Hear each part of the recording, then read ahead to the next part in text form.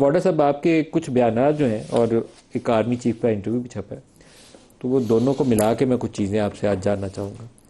Army chief صاحب نے تو ایک بیان میں کہا ہے کہ سچے دل سے معافی مانگ لی جائے، وہ اشارہ ظاہر عمران خان کی طرف، پتہ نہیں اس کا کیا بنے گا وہ بھی ہے، لیکن انہوں نے ایک چیز کی ہے کہ صدر کو نہیں ہٹا رہے، وزیر اعظم کو نہیں ہٹا رہے، وہ جو شور و غوغا چل رہا تھا وہ شاید اس کے بعد بیٹھ جائے۔ آرمی چیف لیکن زیادہ پروفائل میں اوپر آ گئے ہیں، پرائم منسٹر کہیں نیچے دب گئے۔ آپ کو لگا نہیں اس انٹرویو کے بعد پوری پروفائل ہی چینج ہوتی نظر آتی ہے ہمیں؟ بہت شکریہ ندیم ملک صاحب۔ دیکھیں ندیم ملک صاحب، جہاں تک آپ نے اس آرٹیکل کا جو ہمارے بڑے سینئر جرنلسٹ ہے سہیل وڑائی صاحب، ان کی بڑی عزت کرتے ہیں آپ بھی میں بھی۔ دیکھیں سر، سب سے پہلے تو یہ کہ آپ کسی بھی بات کے 6 مطلب نکالنے ہی آپ کی مرضی ہے، تو میرے حساب سے نہ تو چیف ایسی بات کر سکتے ہیں، انہوں نے ابلیس سے ریلیٹڈ کوئی ایسی کوئی بات ضرور کی ہے، لیکن اس کی کونوٹیشن میں آپ اس کے 10 مطلب نکال دیں۔ وڑائی صاحب کا اپنا مشورہ ایز اے پاکستانی، وہ بھی ایک اچھا مشورہ ہے کہ معافی مانگ لی جائے، تو یہ وڑائی صاحب کی اپنی پرسنل بات ہے۔ جہاں تک چیف کی بات ہے تو 1 منٹ کے لیے ہم سوچ لیں، میں آپ کو یہی کلیئر کر دیتا ہوں، 1 منٹ کے لیے ہم سوچ لیتے ہیں کہ جی چیف نے یہ کہا ہے کہ عمران خان صاحب انڈائریکٹلی معافی مانگ لیں، اور اسی مفروضے کے طور پہ میں کہتا ہوں عمران خان صاحب معافی مانگ لیں، تو آئین اور قانون سے کوئی بڑا ہے کیا چیف صاحب لکھ کے دے دیں گے کہ آج تم بری ہو گئے، گھر چلے جاؤ؟ یہ پاکستان پیچھے جا چکا ہے۔ اب ایسا ہوا ہے ماضی کے اندر، ایسا ہوا ہے، لیکن دوسری چیز یہ کہ اگر عمران خان صاحب مفروضے کے طور پہ اس چیز کو مان لیں تو کیا وہ ایڈمٹ کر لیں کہ میں نے سب کچھ کیا ہے؟ تو مطلب دونوں چیزیں فٹ ہی نہیں ہوتی۔ چیف اگر کہتے ہیں مفروضے کے طور پہ تم معافی مانگ لو، تو باقی کیسز کا کیا ہوگا؟ اور اگر عمران خان صاحب اگر مانگ لیں معافی تو وہ کیا ایڈمٹ کر لیں گے؟ مطلب اس کی کوئی سر پیر نہیں ہے۔ اس انٹرویو کے بعد جو پروفائل ہے وہ تھوڑی سی ڈیفرنٹ لگتی ہے شہباز شریف صاحب کی بھی اور پرائم منسٹر صاحب کی۔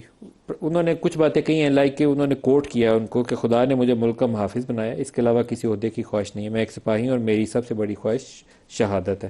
یہ اچھا کوٹ ہے، کم از کم اس سے یہ لگتا ہے کہ وہ کوئی ملک کے اقتدار کے اوپر قبضہ کرنے کا، کوئی جنرل ضیاء بننے کا ارادہ نہیں رکھتے، وچ از اے پازیٹیو سائن۔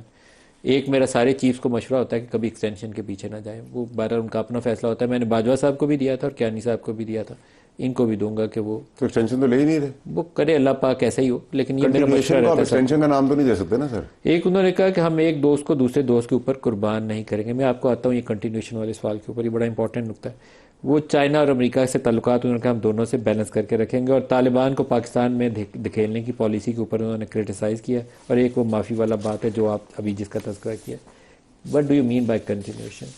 دیکھیں سر، میں نے آپ کو یہ تو آرٹیکل تو کلیئر کر دیا۔ دوسری بات یہ کہ بین الاقوامی طور پہ کلیئر نہیں ہوگا، اس سے چلے گی اس پہ بحث، لیکن میرا نہیں خیال اس بحث کو فردر کلیئرفائی کر دیا جائے گا، کیونکہ یہ انٹرویو ایک تو قابل عزت ہے وڑائی صاحب، ان کا 1-on-1 انٹرویو نہیں ہوا ہے، نمبر 1۔ سر جو ان کا وہ حوالہ ہے نا، وہ شیطان والا، وہ آدم کی تخلیق اور شیطان نے وہ جو سجدے سے انکار کر دیا اس لیے شیطان بنا، وہ کافی سگنیفیکنٹ ہے۔ ساتھ بیٹھے ہیں، وہ خیر اپنی باری پہ خود جواب دے لیں گے، لیکن آپ کنٹینیوشن سے کیا مراد؟ دیکھیں دوسری چیز یہ کہ دیکھیں بین الاقوامی طور پہ تو چیف نے اپنی جو قابلیت ہے، چاہے وہ جنگ کے میدان میں ہو، چاہے وہ اکنامیکل فرنٹ میں ہو، چاہے وہ اس خطے کے امن کی بات ہو جس میں ایران وار انکلوسو، میری نظر میں اپنا لوہا منوا لی ہے۔ تو انٹرنیشنلی تو he is been recognized as a team player, اور اگر مجھے نام مناسب ڈیموکریٹک ورڈ مناسب نہیں لگتا، لیکن ایز اے ٹیم لیڈر یا ٹیم ہیڈ جو پاکستان کے اوپر گول پہ گول پاکستان کے لیے کرتے آ رہے ہیں، کامیابی لے کے آ رہے ہیں۔ پاکستان کو فتح دیا، اس پہ تو سب کی عزت ہے، ہم سب کو عزت کی نظر سے اور بلکہ بڑھ گئی ہے ان کی ایک تو میں بڑی عزت۔ کلیئرٹی سے آپ کو یہ کہنا چاہتا ہوں سر، کنٹینیوشن سے کیا مراد ہے؟ میں آ رہا ہوں سر اس پہ، آپ کا ایمفیسس مجھے پتا اسی کے اوپر ہے، میں آ رہا ہوں۔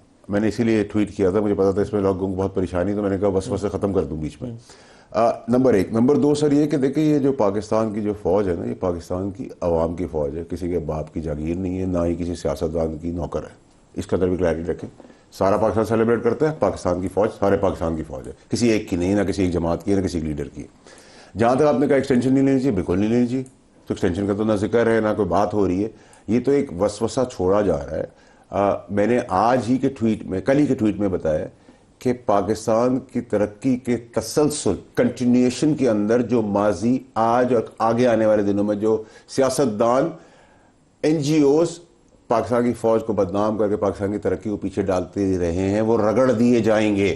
سیاستدان رگڑ دیے جائیں گے، میں کلیئرٹی سے بات کر رہا ہوں، کوئی بھی ہو، آپ ہو، میں ہوں، کوئی بھی ہو، ٹھیک ہے سر؟ میں تو اس میں نہیں ہوں۔ کون سے سیاستدان رگڑ دیے جائیں گے؟ جنہوں نے ماضی میں سب کام کیے ہیں، اور جو اگر آج کرنے کی کوشش کریں گے تو آج بھی کر دی جائے گی. بہت سارے وہ ساری پولیٹیکل پارٹیز کا بیک گراؤنڈ بھولے تو نا آپ.